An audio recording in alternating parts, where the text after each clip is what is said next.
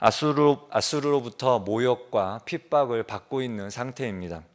그런데 우리가 방금 읽은 22절 말씀을 보면 처녀딸 시온이, 딸 예루살렘이 오히려 아수르를 멸시하며 조소하고 머리를 흔든다고 말씀하고 있습니다. 머리를 흔든다는 것도 상대방을 멸시한다는 그런 의미입니다. 지금은 비록 멸시를 받고 있는 상태이지만 미래에는 오히려 이스라엘이 아수르를 경멸하게 될 것을 지금 예언적으로 말씀하고 있는 것입니다. 하나님은 이스라엘이 당하고 있는 수치와 수모를 아수르에게 대갚아 주실 것입니다. 하나님은 이스라엘을 구원하시겠다고 36장 7절에서 먼저 말씀하고 있습니다. 제가 읽겠습니다. 보라, 내가 영을 그의 속에 두리니 그가 소문을 듣고 그의 고국으로 돌아갈 것이며 또 내가 그를 그의 고국에서 칼로 죽게 하리라 하셨느니라 하니라. 이렇게 말씀합니다. 하나님이 내가 그를 그의 고국에서 칼에 죽게 하리라 이렇게 말씀하고 있습니다.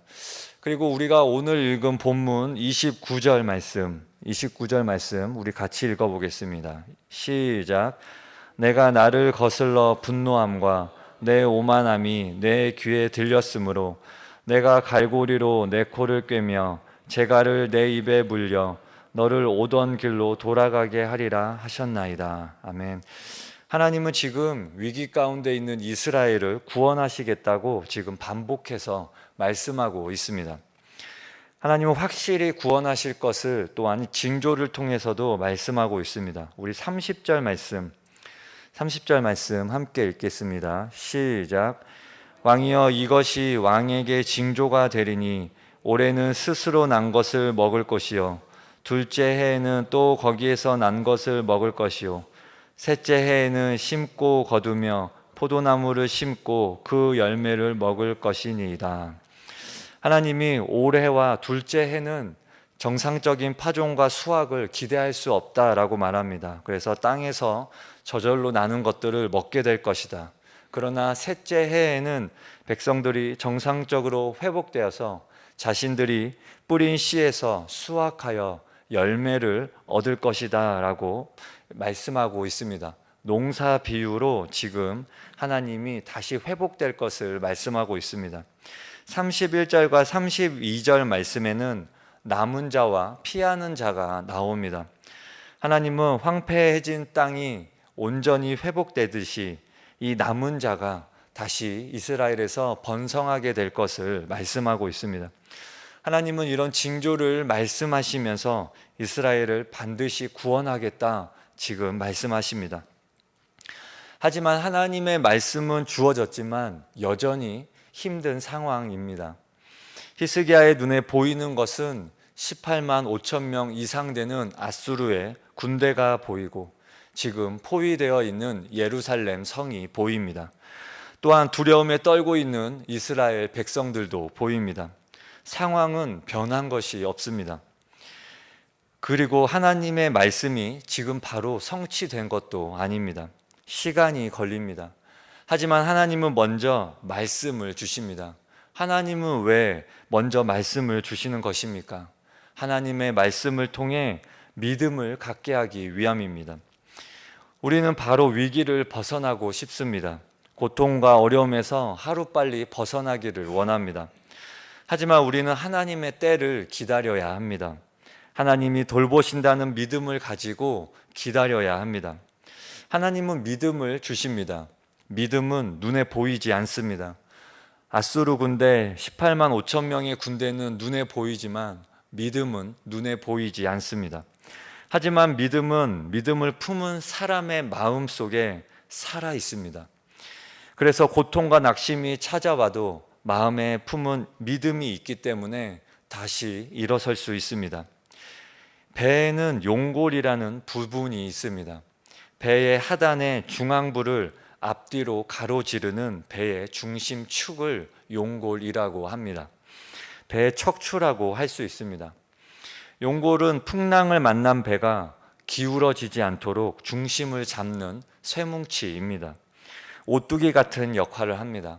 목적지를 빨리 가려면 자기 몸을 가볍게 해야 하는데 오히려 무거운 금속을 사용해서 무게를 잡습니다. 그래서 풍랑을 만나는 위험 앞에서 이 무거운 금속인 용골이 아주 중요하게 중심을 잡아줍니다. 우리의 인생도 늘 순풍만 있는 것이 아니지요. 때론 풍랑을 만나 이리저리 흔들리는 것이 우리 인생입니다. 흔들리는 인생 속에서 다시 중심을 잡아주는 것이 무엇이겠습니까? 하나님을 향한 믿음인 것입니다. 용골 같은 믿음이 있으면 이리저리 흔들릴지라도 다시 원래의 자리로 돌아올 수 있습니다. 아수르의 엄청난 군대가 쳐들어오고 포위당한 위기 앞에서 어떻게 마음이 흔들리지 않을 수 있겠습니까? 인간적인 생각들이 왜 들지 않겠습니까? 항복하고 목숨이라도 건져야 되지 않을까, 이런 생각도 당연히 했을 것입니다. 아주 큰 위기는 마음이 무너지는 것입니다. 마음이 무너지면 모든 것을 포기하게 됩니다. 그래서 하나님은 히스기야에게 믿음을 주시는 것입니다. 용골 같은 믿음을 가지게끔 하나님이 지금 돕고 계십니다. 내가 아수르를 물리쳐 주겠다 반복해서 말씀하시고 또한 징조도 주십니다. 그러니 용골 같은 믿음으로 삶의 자리를 지키라는 것입니다. 하나님이 우리에게 이런 용골 같은 믿음을 주실 것입니다. 세상 사는 동안 이리저리 흔들리는 풍랑을 겪겠지요. 믿음은 언제든지 흔들릴 수 있습니다. 사람은 약하기 때문입니다. 우리는 로봇가 아닙니다. 사람이기 때문에 언제든지 흔들리며 때로는 넘어지기도 합니다. 하지만 넘어져도 다시 일어날 수 있는 것은, 흔들리더라도 다시 제자리로 돌아올 수 있는 것은 하나님이 주신 용골 같은 믿음 때문입니다. 하나님 우리에게 믿음을 주셨습니다. 믿음을 굳세게 잡고 흔들려도 다시 일어나 주를 향해 살아가는 저와 여러분 되시기 바랍니다. 36절에서 38절 말씀은 하나님의 말씀이 성취되는 것을 볼 수가 있습니다. 우리 36절에서 38절 말씀 같이 읽어보겠습니다. 시작. 여호와의 사자가 나가서 아수르 진중에서 18만 5천인을 쳤으므로 아침에 일찍이 일어나 본즉 시체뿐이라. 이에 아수르의 사네립 왕이 떠나 돌아가서 니느웨에 거주하더니 자기 신 니스록의 신전에서 경배할 때 그의 아들 아드람멜렉과 사레셀이 그를 칼로 죽이고 아라랏 땅으로 도망하였으므로 그의 아들 에살핫돈이 이어 왕이 되니라. 아멘. 지금 사네립 왕의 비참한 최후를 보여주고 있습니다. 하나님은 하나님의 사자를 보내어 아수르 군대 18만 5천인을 죽이는 놀라운 기적을 보여주십니다. 아수르 왕 사네립은 고국으로 돌아갈 수밖에 없었는데 고국에서 아들들의 배신으로 비참한 최후를 맞이하게 됩니다. 사네립은 니스록의 신전에서 경배할 때 죽임을 당하게 됩니다. 자신이 믿고 의지하는 신 앞에서 죽임을 당합니다. 다른 나라를 점령할 때 자신이 믿고 있는 신이 강하기 때문에 점령할 수 있다고 생각했습니다. 그렇게 강하고 자신을 승승장구하게 해주었던 신이 자신을 구원해 주지 못함을 보게 됩니다. 우리는 이사야가 맺은 이 결론에서 하나님을 향하여 교만하던 자가 어떻게 수치를 당하는지 보여줍니다. 반대로 하나님 앞에서 무릎을 꿇고 도움을 요청했던 자가 어떻게 존귀함을 받는지 대조적인 그림을 보게 됩니다. 해와 달이 된 오누이라는 동화책이 있습니다. 깊은 산속에 홀 어머니와 오누이가 살고 있었습니다. 어머니는 장터에서 떡을 팔았는데 늦은 밤 남은 떡을 가지고 집으로 돌아오게 되었습니다. 그런데 호랑이를 만나게 됩니다. 호랑이는 아주 유명한 대사를 합니다. 떡 하나 주면 안 잡아먹지 라고 위협했고 어머니는 떡을 하나 주었습니다. 그런데 호랑이는 계속 나타나 떡을 빼앗아 먹었고 떡이 다 떨어지자 마침내 어머니를 잡아먹었습니다. 그리고 호랑이는 오누이까지 잡아먹으려고 했습니다.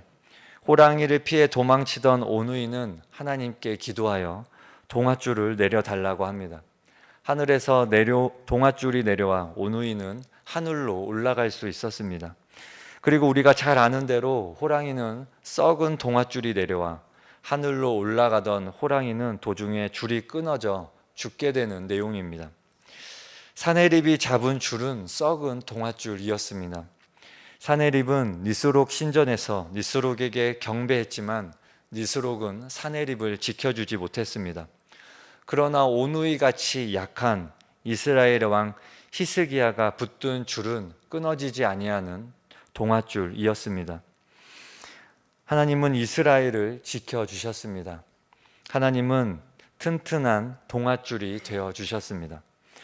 우리는 모두 동아줄을 붙잡고 있습니다.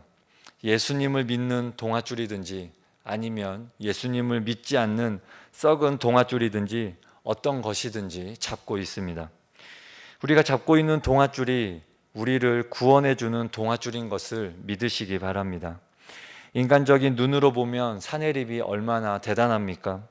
그는 막강한 군사력으로 많은 나라를 점령했습니다. 강대한 나라를 이루었습니다. 얼마나 멋있고 대단해 보입니까? 이스라엘은 아수르에 비하면 너무나 초라해 보입니다. 하지만 결국 모든 사람은 하나님의 심판대 앞에 서게 될 것입니다. 보이는 것이 전부가 아닙니다. 인생의 마지막 시간이 다가오고 있음을 알아야 합니다. 사내립의 마지막 모습을 보면 사람이 믿고 붙잡고 있는 것이 마지막에 얼마나 허망해질 수 있는지 보게 됩니다. 우리가 믿고 붙들고 있는 분은 예수님입니다. 가장 안전하고 가장 완전하신 예수님이 우리를 인도하고 계십니다. 진정한 동아줄 되시는 예수님을 의지하며 믿고 살아가는 저와 여러분 되시기 바랍니다. 하나님이 이스라엘을 구원하시는 이유가 나옵니다. 우리 35절 말씀 같이 읽어보겠습니다. 시작. 대저 내가 나를 위하며 내 종 다윗을 위하여 이 성을 보호하며 구원하리라 하셨나이다 하니라. 아멘. 내가 나를 위하여 이렇게 말씀합니다. 하나님이 하나님 자신을 위하여 이 일을 이루신다 말씀합니다. 사내립이 하나님을 모독하였습니다. 하나님은 더럽혀진 자신의 이름을 아끼십니다. 그리하여 자신이 참 신이심을 천하에 공포하십니다. 23절 말씀을 보면 내가 회방하며 능욕한 것은 누구에게냐? 내가 소리를 높이며 눈을 높이 들어 향한 것은 누구에게냐? 곧 이스라엘의 거룩하신 이에게니라 말씀합니다. 아수르가 이스라엘을 모욕하였지만 그것은 거룩하신 하나님을 모욕한 것이라고 지금 말씀하고 있습니다. 또한 이어서 보면 내 종 다윗을 위하여 이 성을 보호하며 구원하리라 지금 말씀하고 있습니다. 하나님은 다윗과 언약을 맺으셨습니다. 다윗의 왕위는 영원히 세워지고 그 후손이 이어갈 것을 약속하십니다. 백성들이 범죄하여서 하나님은 때로는 징계하시지만 하나님의 인자하심과 성실하심을 거두지 않겠다고 하나님은 약속하셨습니다. 그리고 그 약속을 하나님이 이루고 계십니다. 우리 32절 하반절 말씀에 보면 이렇게 말씀합니다. 만군의 여호와의 열심히 이를 이루시리라 이렇게 말씀합니다. 만군의 여호와의 열심히 이루실 것이다 말씀하고 있습니다. 열심이라는 것이 온 정성을 다해서 힘을 쏟는 것입니다. 하나님이 지금 온 정성을 다해 힘을 쏟아서 이스라엘을 반드시 구원하겠다 말씀하고 계십니다. 이것이 하나님께 기쁨이 되기 때문입니다. 열심을 갖는다는 것, 이것이 무엇입니까? 우리가 하기 싫은 일을 할 때 열심을 쏟을 수가 있습니까? 무의미한 일을 할 때 열심을 쏟을 수가 있습니까?